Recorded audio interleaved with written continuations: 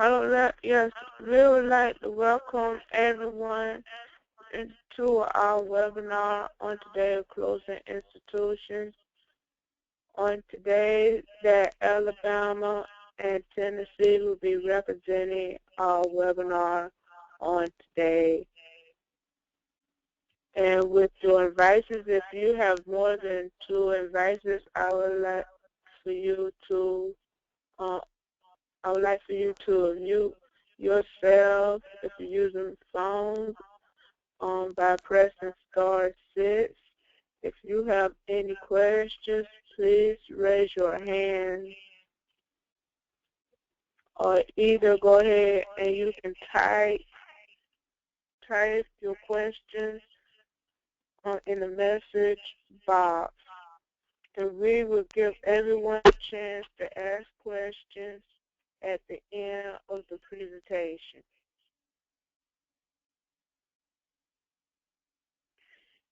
If you are using more than one device for the webinar, please do not place next to each other.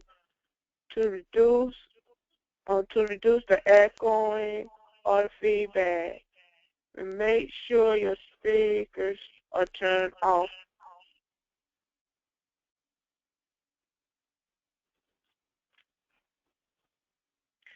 The participants will learn about what other states are doing with closing institutions. Alabama will discuss the role P&A plays with self-advocates in closing institutions, in particular with Partler. And Tennessee will discuss the status on closing individuals' institutions.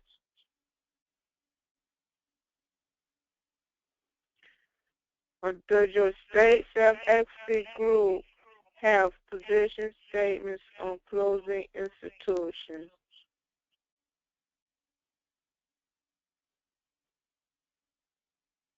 So please, you can go ahead and mark yes or either no. So we will give everyone a chance. Go ahead and check yes or either no.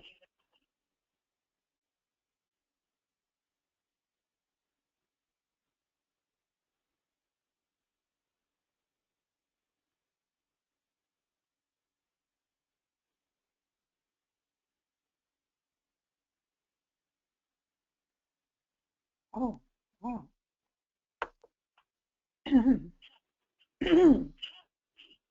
So yes, 75% say yes, and 25% have said no.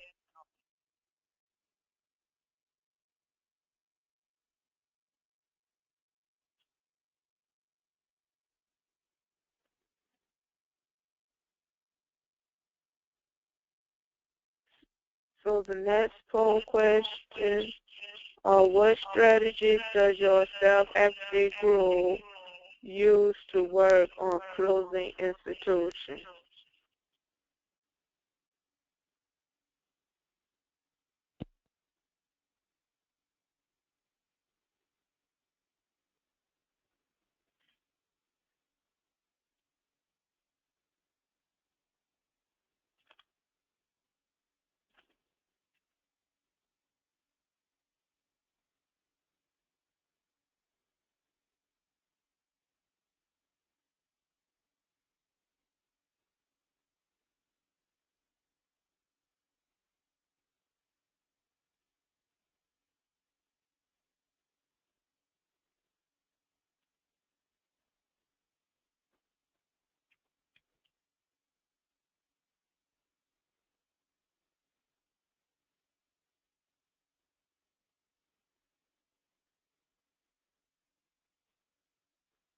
Oh, the submit, 33% have said talk to the stakeholders and legislators about it. We had 0% that says talk to individuals and institutions about it. 0% that said organize a rally. 33% have said file a class action lawsuit against an institution.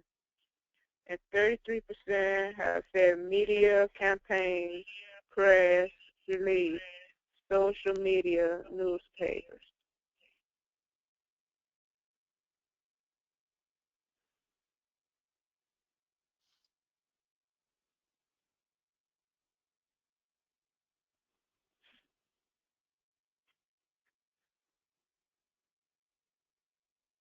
So there's a picture right up there where you have states that are doing a rally and do with the closing institutions that what Alabama and Tennessee will be talking about on today about closing institutions.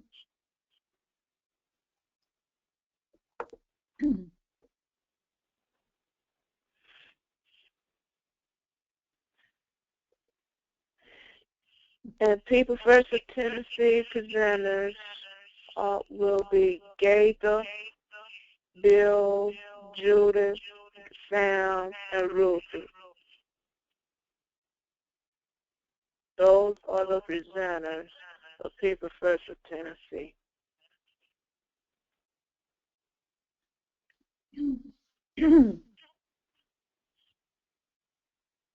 So People First of Tennessee class action lawsuit. And I believe now that we will hand this over to People First of Tennessee. Great. Okay. This is Ruthie, and I want to introduce Judith Grand. She has been the attorney that has worked on all of the lawsuits that People First of Tennessee filed beginning in 1991. She's going to start by sharing with you what exactly a class action lawsuit is and what kind of laws the class action lawsuits use to make sure that people can have their rights respected and be able to live in the community. It's all yours, Judy. Thank you. Thank you, Ruthie. We're going back here to 1991 when People first decided to take on the conditions and the violations of people's rights at the Arlington Developmental Center. And as the slide says, there are two different court systems in the United States, state courts and federal courts. And the federal courts are, they're run by the United States, and historically they are the courts that people have gone to challenge violations of their civil rights and violations of the laws and the Constitution of the United States, including the Bill of Rights. And over the years, a body of law has developed about the constitutional rights of people with disabilities in institutions. And those rights, briefly, they're very basic rights, and they're going to sound very basic and very obvious. But they're rights like the right to safety, the right to freedom from harm, the right to freedom from restraint, the right to adequate food, shelter, and medical care, and the right to adequate training. And they may sound very obvious, but all of those rights were being violated at Arlington Developmental Center. And so People First decided to bring a class action lawsuit, which is a case filed in court in which some individuals act on behalf of a larger group of people whom they may not know, they may not be personally familiar with, but who are in the same situation as they are. And this is a very good way to proceed in a case against an institution because everyone in the institution is being subjected to the conditions that violate people's rights.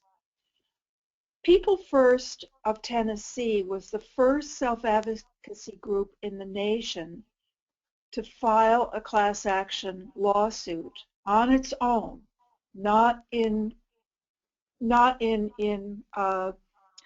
as a companion to advocacy groups like the ARC or the more traditional groups that have been around representing parents for a long time.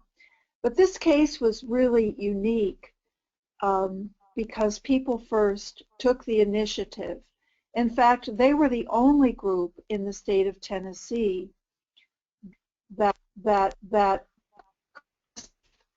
brave enough to take on the state and the conditions at Arlington, which were very dreadful. But a lot of people in Tennessee were very much in denial about how bad things were.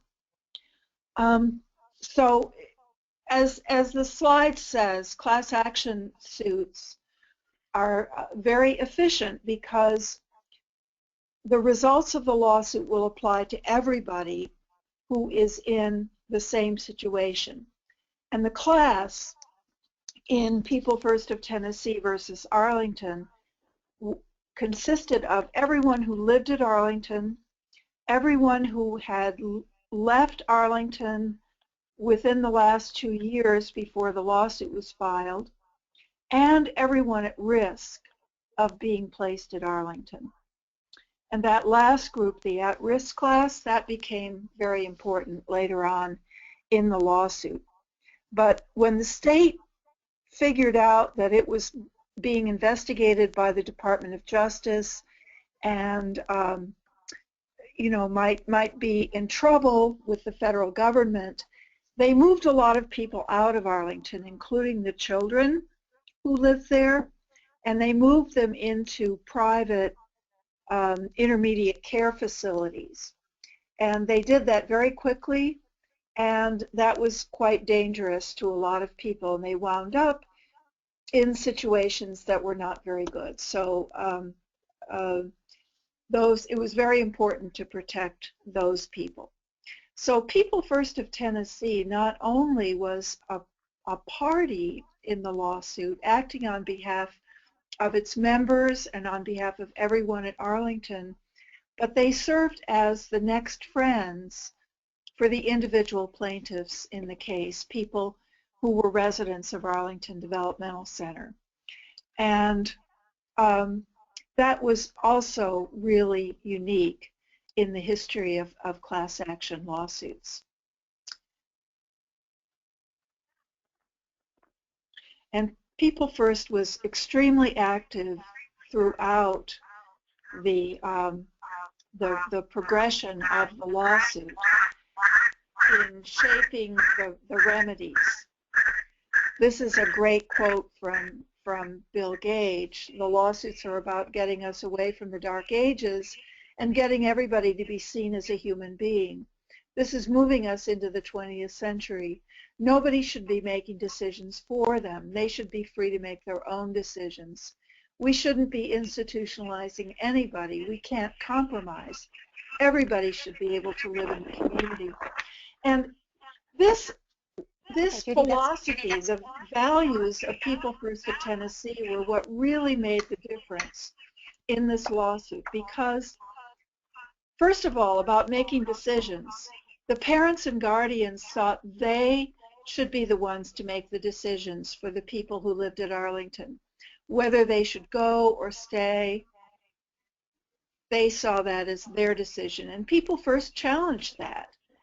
And People First was appointed by the court as the representative of the plaintiff class, everyone who lived at Arlington and the people at risk and so forth, because the court understood that People First was acting in the interest of the people, not their guardians, not their parents. The philosophy of People First that everybody should be able to live in the community, that's also very important.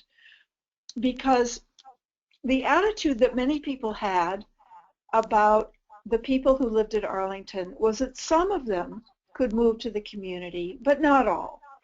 That there were some people who had such severe disabilities that they couldn't leave. And People First understood that that was wrong.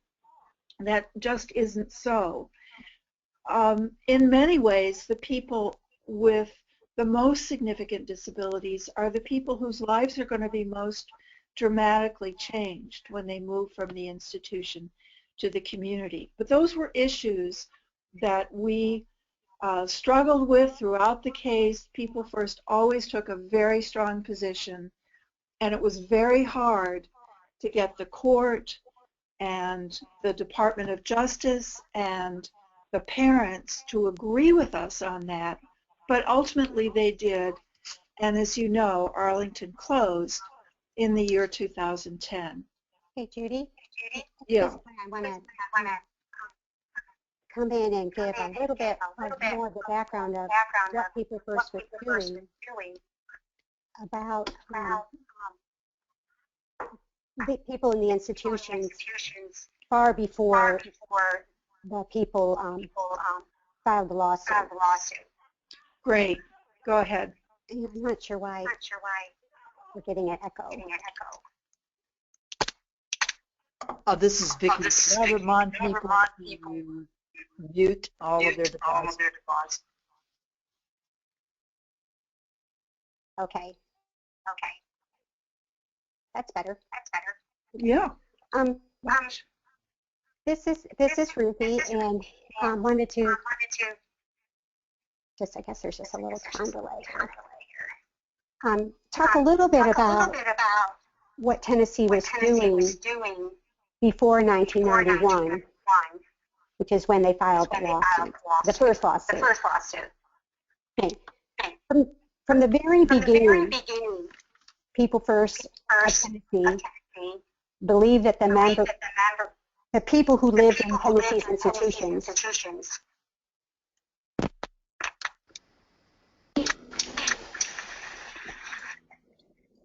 This is Ruthie. Okay, good. The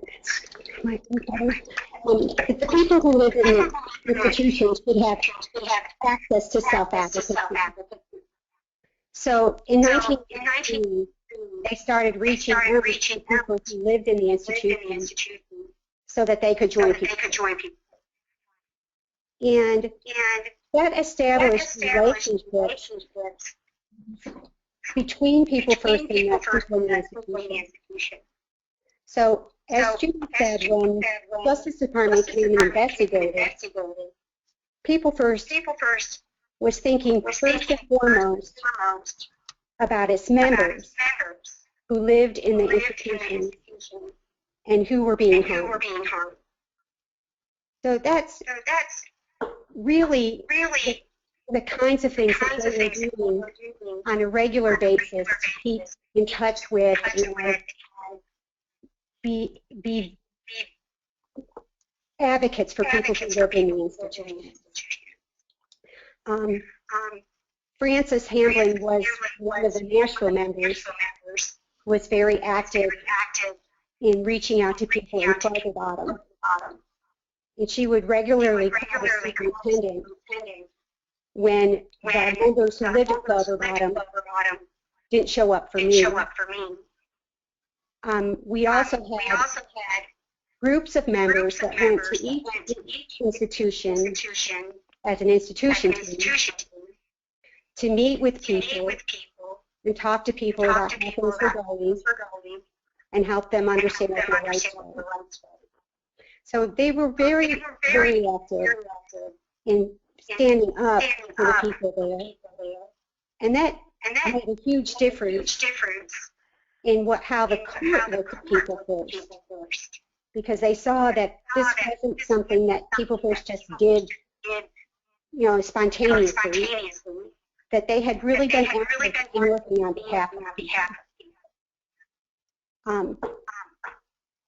From 1991 to 1992 to the present, People First did all the things that were on that poll. They met with parents, they had rallies, they had fundraisers to pay for the lawsuit costs. They had press releases and press conferences. So they did everything they could to help people in the community understand that people should live in the community. And that made a big difference, too, ultimately, about how well people were accepted. So I'm going to turn the mic over now to Gaitha, and he can talk a little bit about what's happening now. And since the lawsuits were filed, 2 of the institutions have closed. Another is supposed to close in November, and the last one is supposed to close next year.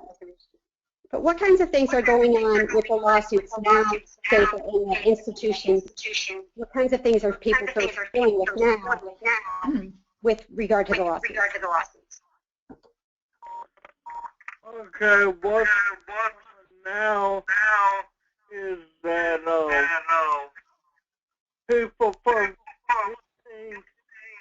along with the state, and we are get a good collaboration in the state, people first, and the community. Teach people about stuff and to make it plain that people who are disability can learn how to be free, because we have been cut off from the nation. We've been cut off from the world, and now we are trying to get our footing back. We're trying to get what we lost back by getting back into the community and show them what we can do. Hello? Hello? Hello? So, this is Ruthie again.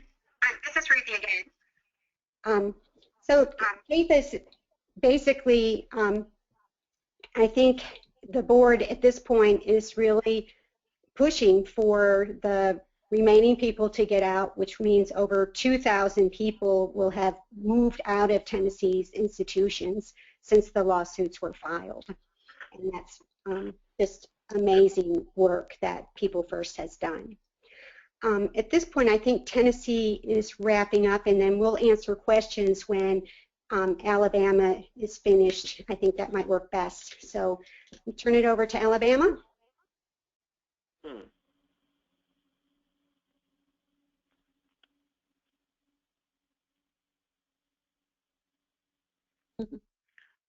Thank you, Tennessee.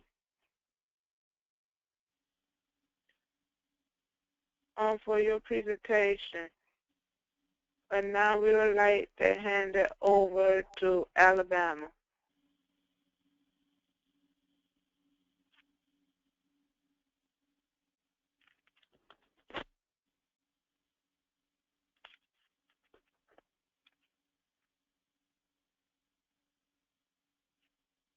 So, Brittany, are you ready to lead it off? Okay. Yeah. Can y'all hear me? Yes. Can you hear me? Yes. Okay. Yeah. Okay. Brittany, if you have a webcam, you can put it on now, if you'd like. If not, you don't have to.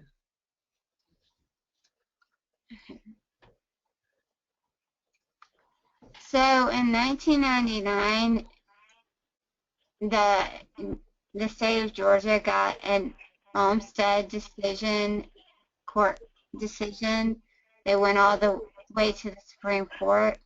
It stated that individuals must be served in the most integrated settings, and institutions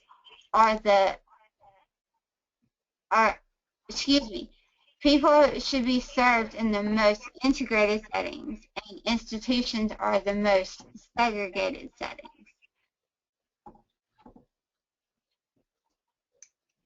And Alabama is very proud that all of our institutions are closed.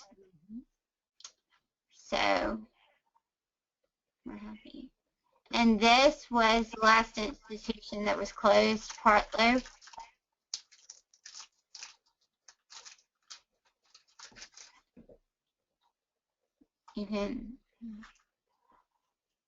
Partlow is the last of 5 institutions that closed in Alabama on December 28, 2011. Families objected at first with the closure, but as James Tucker reported, as families saw how their loved ones' lives improved, their objections started to fade. Alabama was the first southeastern state to close all their institutions like Partlow.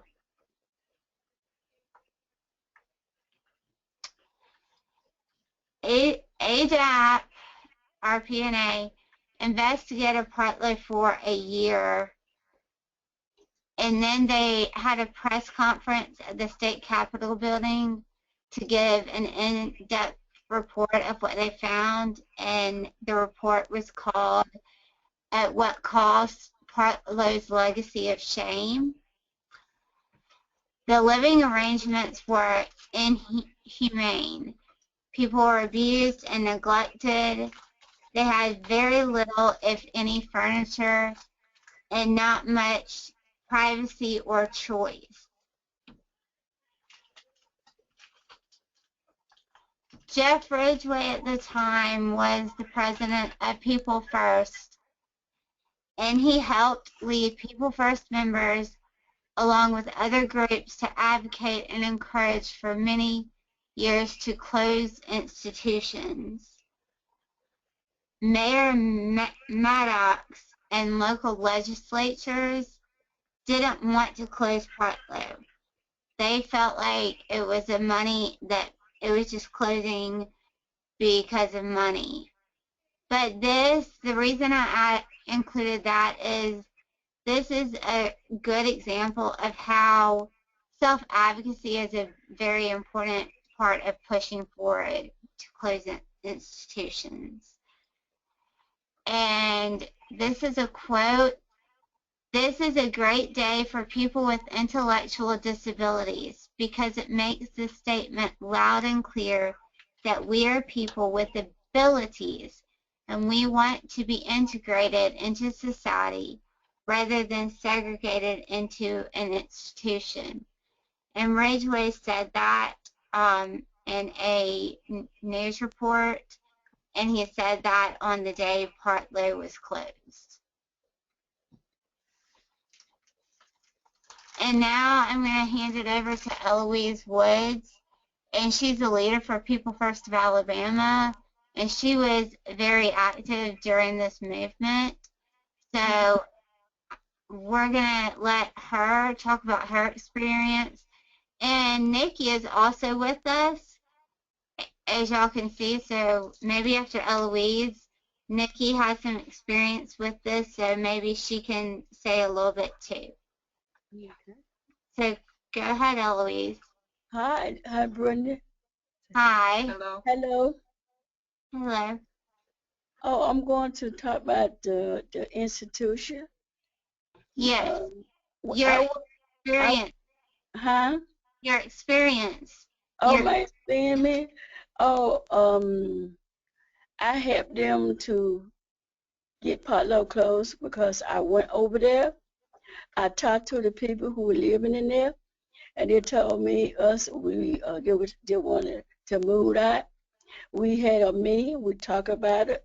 One day we went over there to eat dinner. We came back to our People First meeting and we discussed about it. And we said the next pay we were going to do is go to ADAP and let ADAP help us to close the institution. But I guess we had a hard time getting close, but we did it. We had a lot of people behind us that did it. But today is Potlow is closed, and the people who was in Potlow is in their own home. They love it, they like it, and it just demand to see people can get that right to live in the community, just like everybody else can. And I think closing and give people the time to just see what the real life is all about. And that's what the vote we helped do to get Palo closed. What did we do in the early 1990s before Partlow when we had all the other 4 or 5 institutions we had? We never to know. Well, we took a position, didn't we? We took a position planning it. That all institutions. And we planning to close all the institutions. That's what we had to plan, to close all the institutions. And you wrote a position statement said that everybody should live in the community. Well, yeah, I wrote a letter and told everybody with disability can live in the community, had the right report and to serve what they need. And did you remember when we made those videos about all those success stories of people living in the community? Yes, I was on one. It would talk about my story, about me living in the community, not living at Palo but like I said, I did help them. Remember Robert was on there, all this, and it was a lot of people. Now, but People First was living in an institution. We had a guy named Robert Cotton. He was living in an institution. I did know a lot of people were living in the community, living in Potlow, and I went over there to talk to them to ask them, is ready to move? A lot of people really didn't understand what that means, and I asked them would I could come back over there again to have supper with them and talk to them, and we had supper with them, showed me the room. They were so excited to see other people coming in there to talk to them.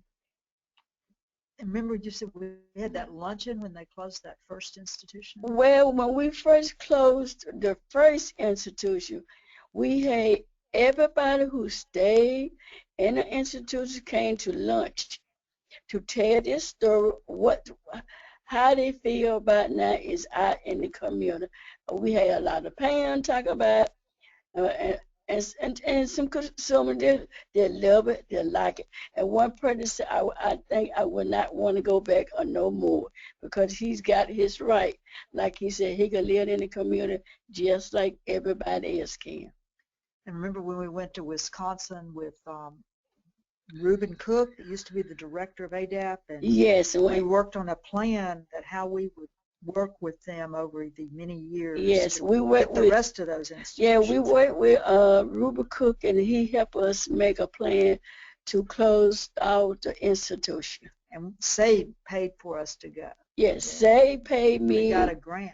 Well, Say got this grant to close. States. Well, help state close the institution. Next slide. The next slide, please.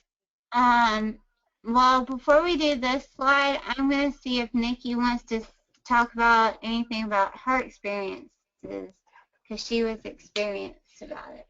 Well, we went to Montgomery for this rally, the closing of Partlow, and yeah, we just, did our best to cheer on for closing it now. And yes, and it's true, everybody needs a home.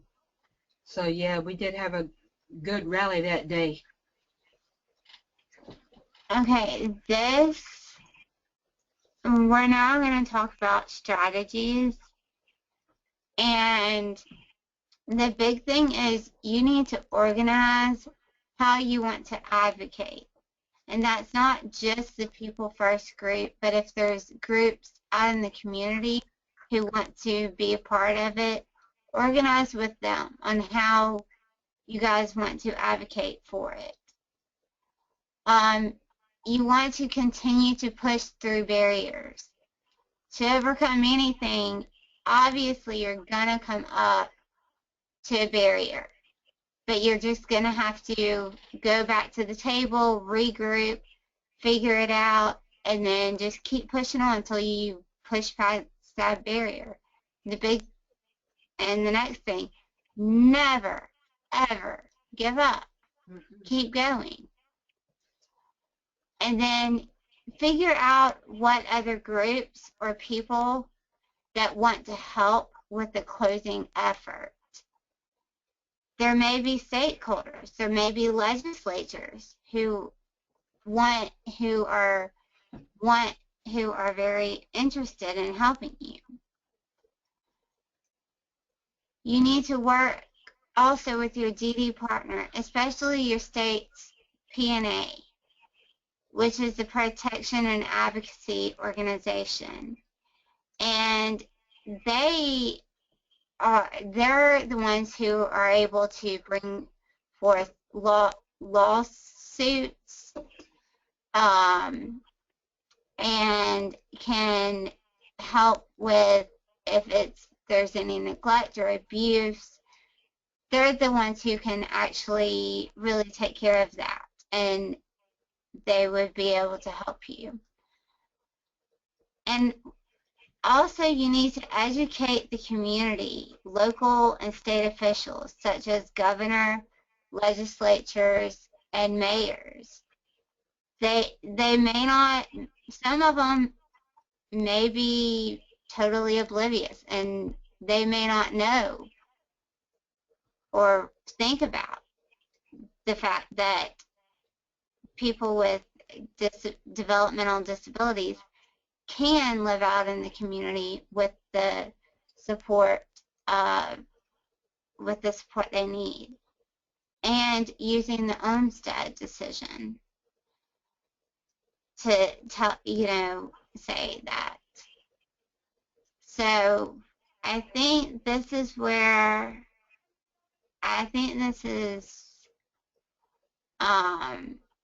Patrick, I think this is you, is it not? Am I correct? Is this Patrick's? I believe this is Patrick. Yes, this is Patrick. Thank you.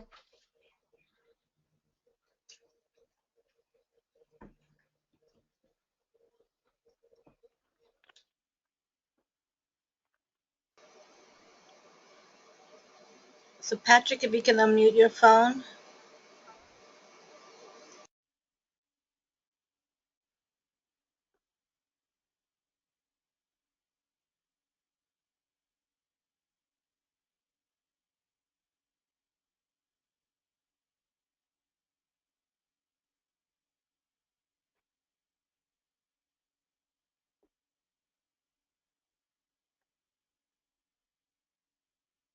Can y'all hear me now? Patrick, can you unmute yourself? Yes. Can you hear me? Yes. Okay. Sorry. Okay. Well, basically, what I'm talking about is how the state P&A may be able to work with People First and other self-advocates to close institutions. And I am part of the Protection and Advocacy Agency. Every state has a P&A, and really I think there are three ways that I've listed on the slide, and there's another fourth one that I'll talk about briefly. But the first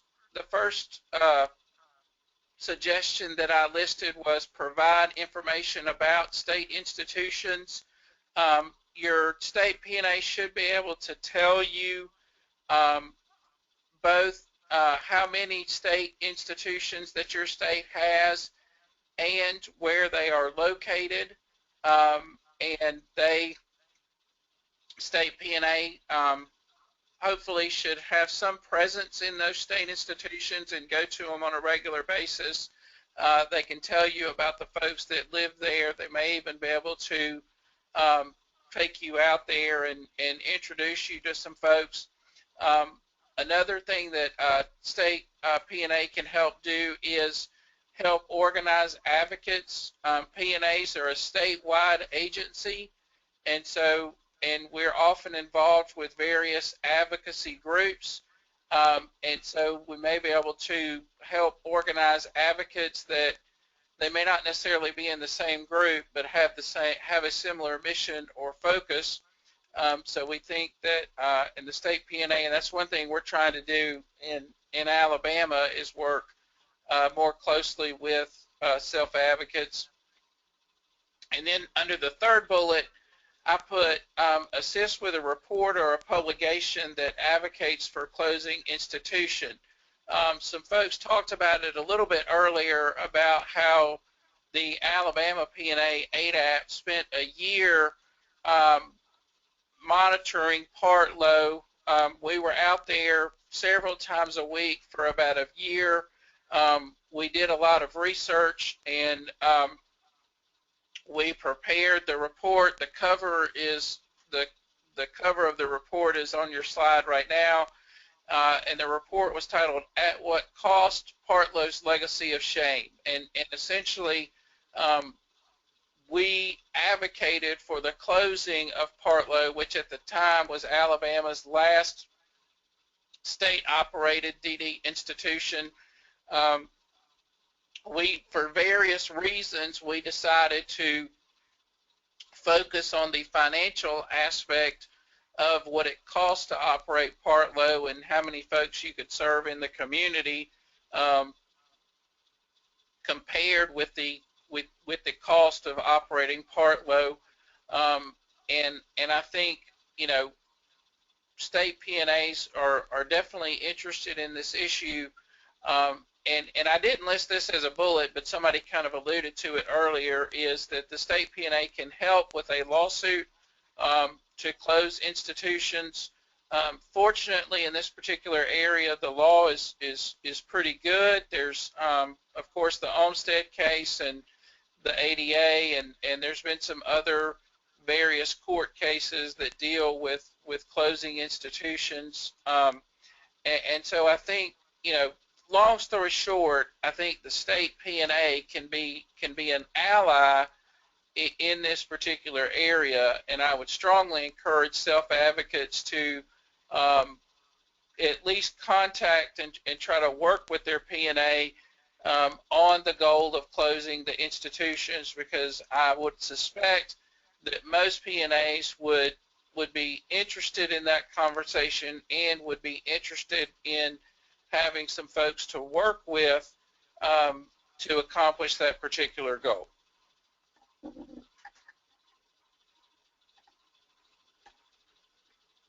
And that's all I have.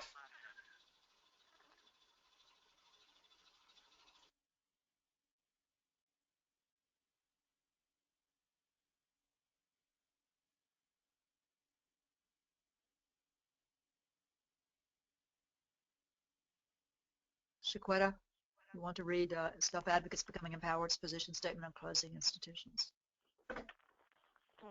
On that, we believe that all institutions, both private and public, should be closed.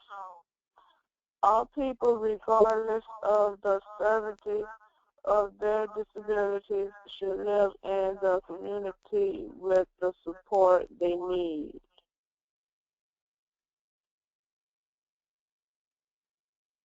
Chiquetta, you want to open it up for some questions from the states of our presenters before we go into our state questions? Okay, so we'll open it now for some questions. Shaquetta, this is Ruthie. I just wanted to make one other observation that the Alabama presentation triggered in my mind, and actually there were two things. is that Tennessee, I know Alabama from your efforts, really believes that you have to be and go to the institutions and meet people and talk to people, not only because it helps your members understand what the institutions are like, but it also helps make those people visible, and it can keep those people safe, because once someone knows that someone from the outside is looking out for them, they tend to get a little bit better treatment, or they don't have people, you know, hassling them or doing things that are hurtful. The other thing I wanted to say, and this is an extreme gratitude to SABE and also Alabama and other states that were working on closing institutions. We talk about having allies and allies in our state, but I want to stress how important the other self-advocacy organizations were in supporting Tennessee's effort and helping Tennessee feel like people really cared. You know, people came to hearings from SABE, people sent notes, people sent information, people were there supporting Tennessee all along the path. And that was very important because we had no allies. And hopefully that's changing a lot because of the grants that SABE has. But there was so much that the other state self-advocacy organizations did that helped our members keep the faith and keep walking and keep going forward. And I know that if any other state chooses to be or go on this path, that Alabama and Tennessee would be very happy to be by your side, because we know how hard it is to make this happen for people. And that's all I have to say. Okay, thank you. Right now we're going to open up for questions.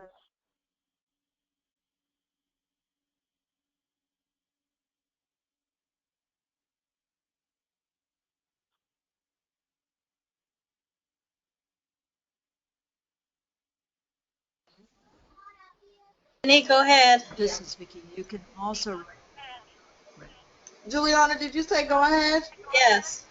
Yes, I have a question, and my question is, did you guys say that the PNA should know of all the institutions in your state so that you could start the efforts of trying to get them closed?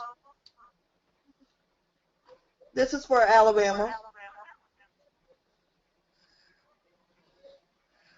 Patrick, would you like to answer that? This is Patrick, and yeah, I think that yes, the PNA should know.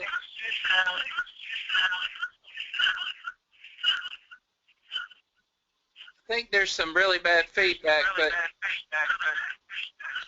yes, I think the PNA should know, should have a list of the institutions, or at a minimum know what institutions are in your state.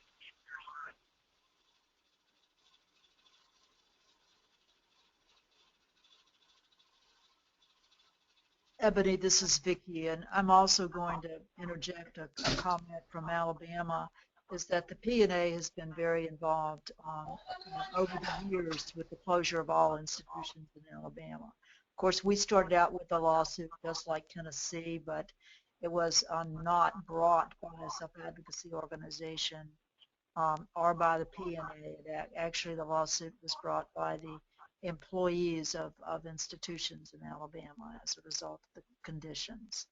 So we also went the path of a long-standing lawsuit that was started in 1972 that ultimately led to all the closures of the developmental centers. Thank you, Vicki. I guess I just wanted to know where to start, like just doing a project with looking into institutions, and you guys answered my questions. Great presentations from both groups. Thank you.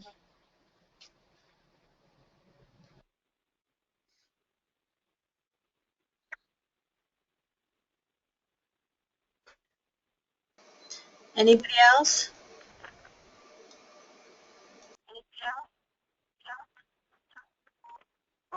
This is Guy Logan from Tennessee people first past president. Now that we have gotten these people free, and now that the majority of disabled people of disability are set free, now we have to endeavor to keep them safe.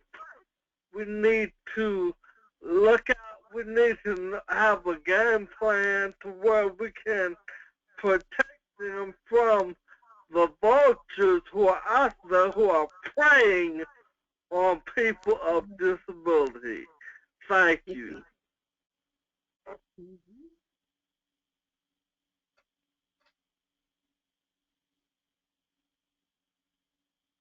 So do we have any more questions? I would just like, if not, this is Vicki again, and I'd like to make just one additional observation. You heard Alabama and Tennessee's presentation, but you noted that we did reference the Olmstead decision, which was, came out of Georgia, and it was a result of two self-advocates, Lois and Elaine, speaking out about wanting to get out of institutions. We have Oklahoma, who've also made tremendous headway in closing their institutions and will be institution free, I believe, by the end of this year. So you can see how a lot of the states in the South have moved forward in making the South less dependent on institutions, and hopefully we'll continue our work.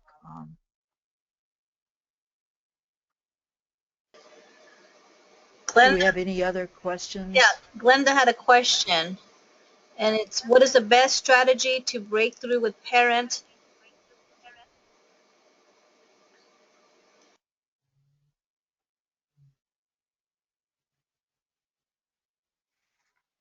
Could you say that question again? What is the best what for parents?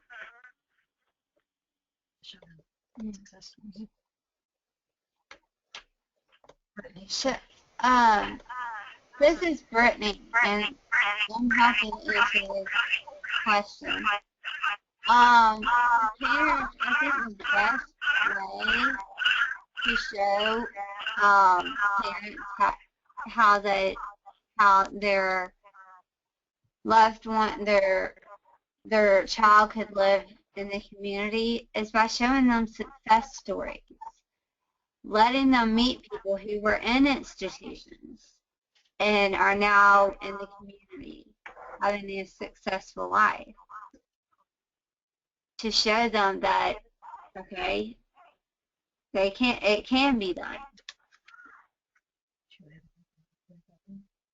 How to bring parents along. Amen.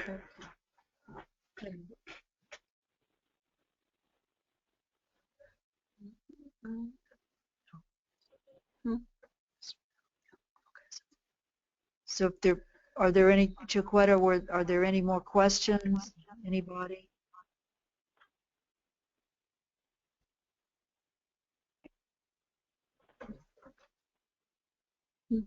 If not, can we go ahead and move to the OCSS state questions? And Juliana, can you mute everybody except for the state that we're speaking?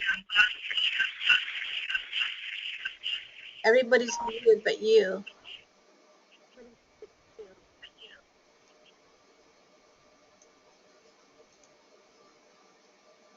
Okay.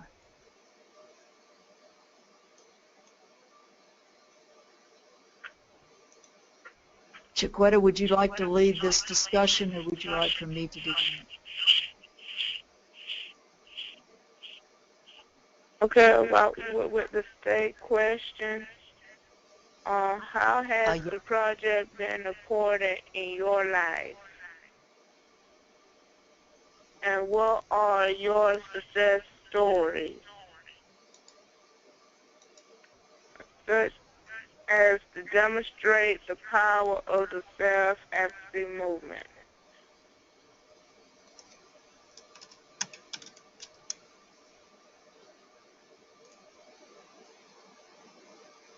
Is that correct? And that demonstrates the importance of peer-to-peer learning.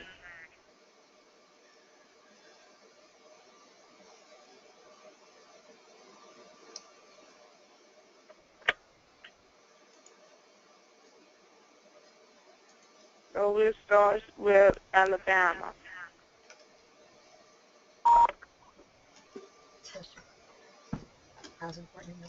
Okay, how the OCSS is important to me, to my life, is that it has given me the opportunity to see how other states work with their self-advocacy groups and succeed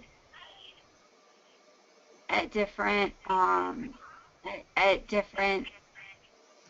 projects.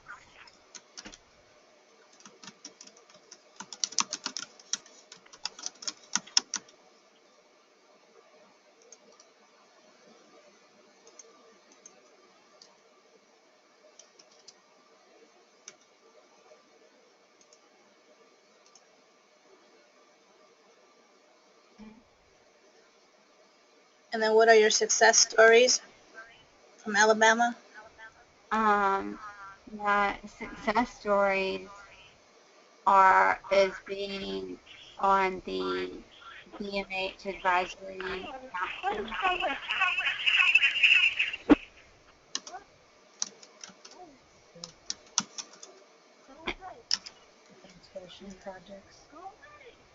And participating in being on Department of Mental Health advisory, not the PNA.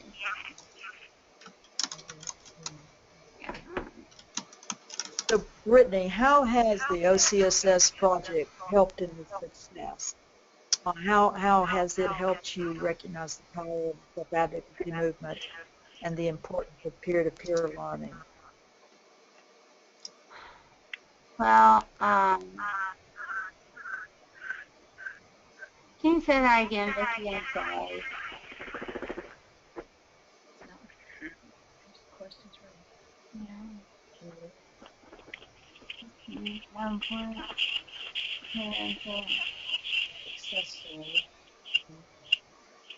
Success. Right. Well, being able to meet people and at the OCSS and being able to talk to them when we had face-to-face meetings or webinars, and being able to learn from them and bring it back to People First of Alabama and use some of their techniques.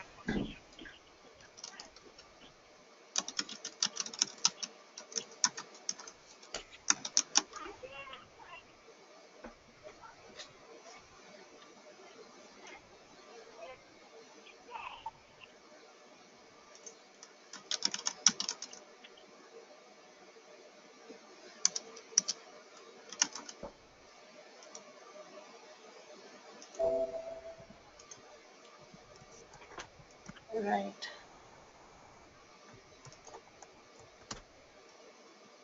Shall we move on? Yes, so we move on to Arkansas.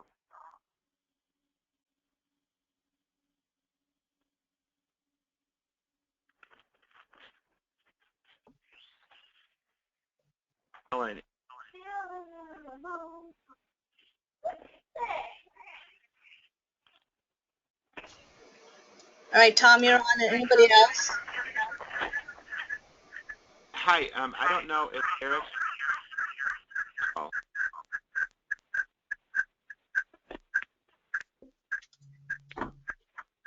Who else would be on? Is Eric or Alan on the call, or Julie?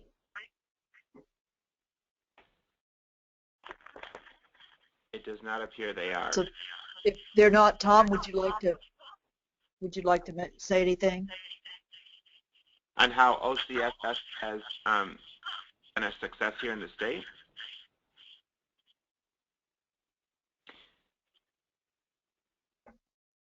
I'm sorry, Tom.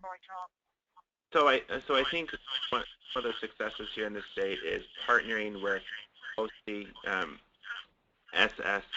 on helping to build a strong self-efficacy network.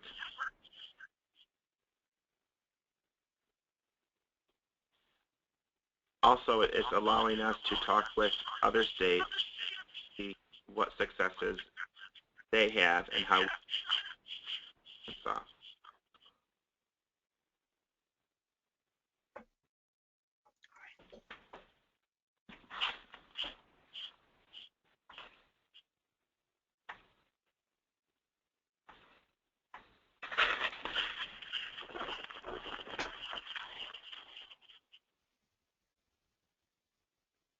Okay, do you want to go ahead and move on, Chiquetta? Yes, we can go and move on.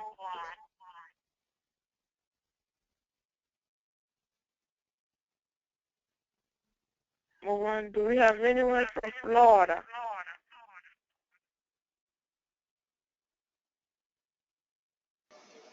We have Arizona. Here we go. You're on, Arizona.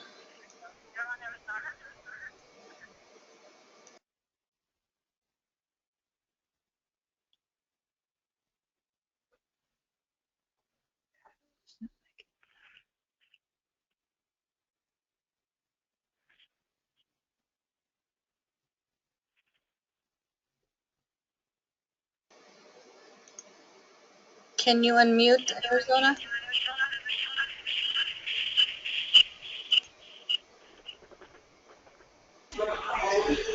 Yeah, I'll put it on the computer.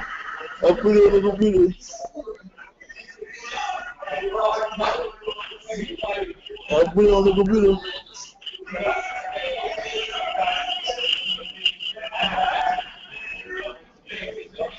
I'll put it on the computer.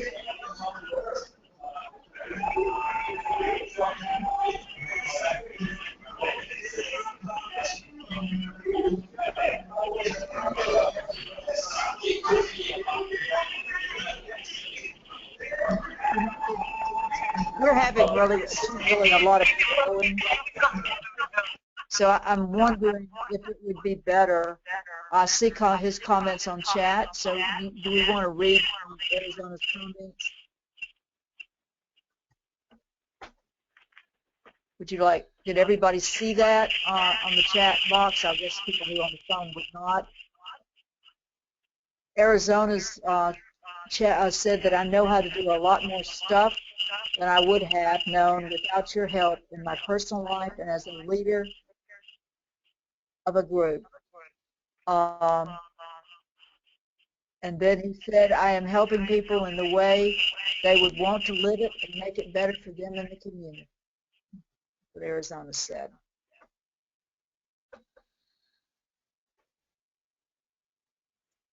So do we have any comments from Georgia? You want to go on to Georgia, Chiquetta? Yes, do we have anyone from Georgia?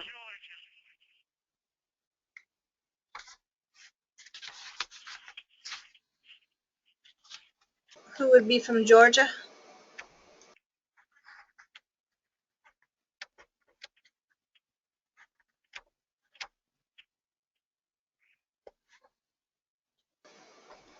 Who would be from Georgia?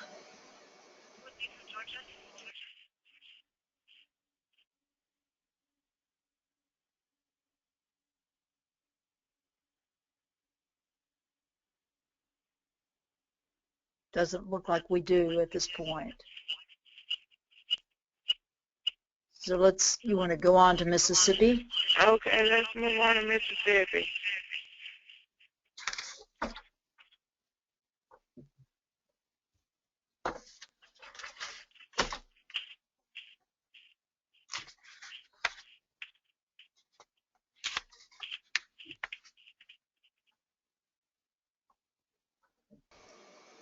Who would be from Mississippi? There we go. Y'all hear us? Yeah, there you are. Jerry. Hey, can you hear us now?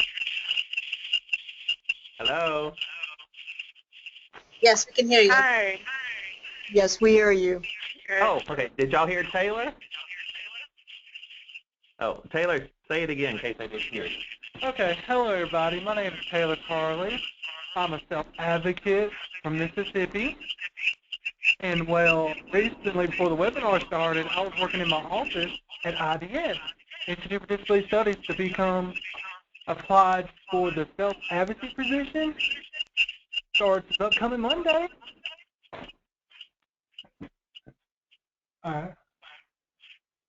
So, hey, this is Jerry.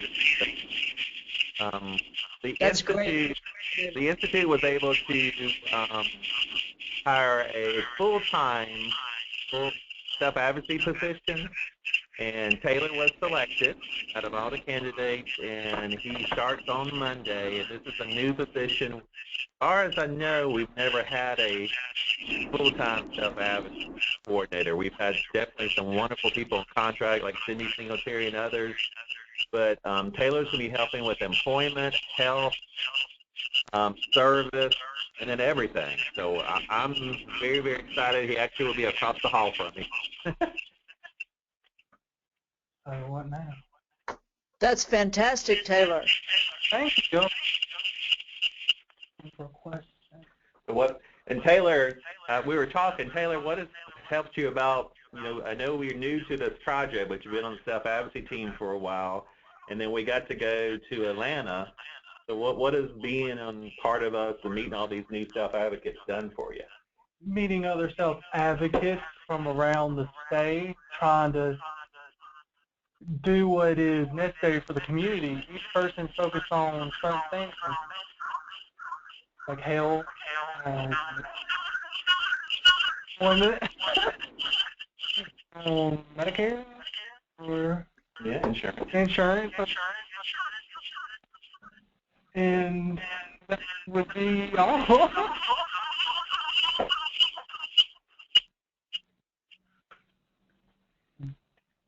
Okay, thank you, Taylor.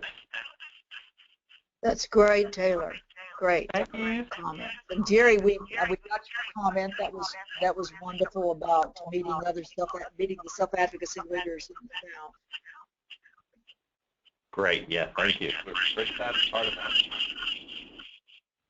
But since we're having such problems with the echoing, what I'm going to suggest is that Chiquetta call and get with the other states that we're not going to have time to have comments this afternoon, and get our comments from them within the next couple of days.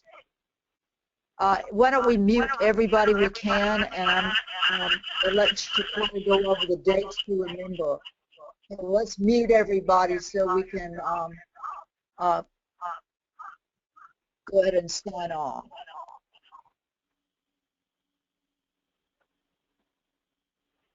Okay, dates to remember. December the 10th, the advisory meeting will be on GoToMeeting. And January 19th, submit the first quarter invoice and quarterly plan update.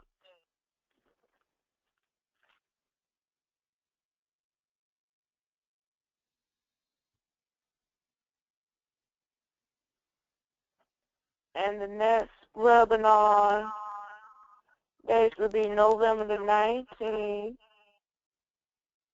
That'll be on youth leadership training, youth summons, and other ways to engage youth. That'll be at 3:30 Eastern Time, and we're hoping 2:30 Central. And we're hoping that Mississippi will help us conduct this webinar.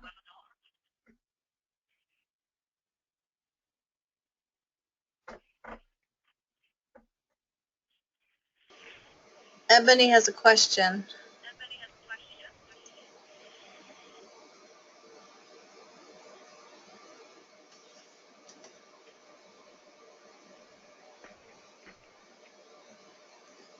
Go ahead, Ebony.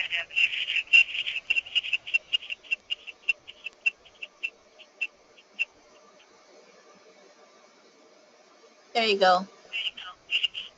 Can you hear me? Yes. Can you guys hear me? Yes. On the December 10th meeting, will you guys be asking us to report on what we've been working on so far as a state on the advisory meeting? Yes, we will, Ebony, as well as we're going to talk about what types of things that y'all want to help with in terms of moving towards sustaining the project, our grant.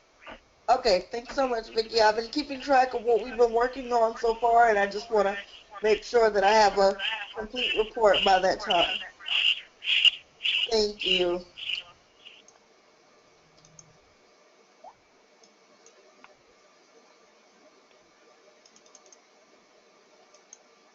Do we have any final questions before Yes, we do. we sign off? Jerry has a question.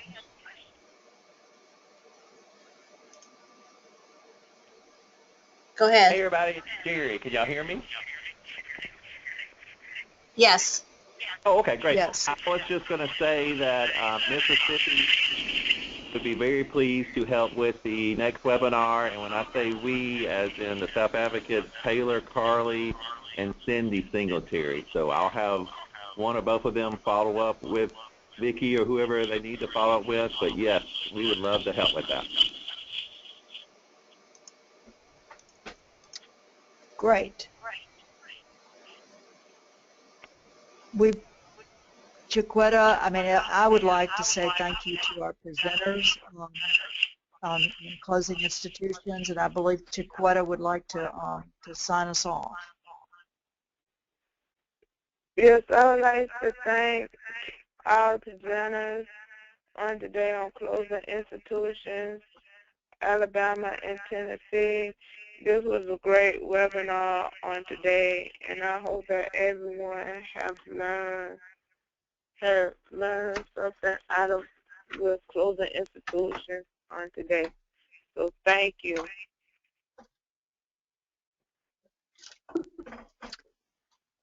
Thank you, everybody. Take care. That was great. That was great.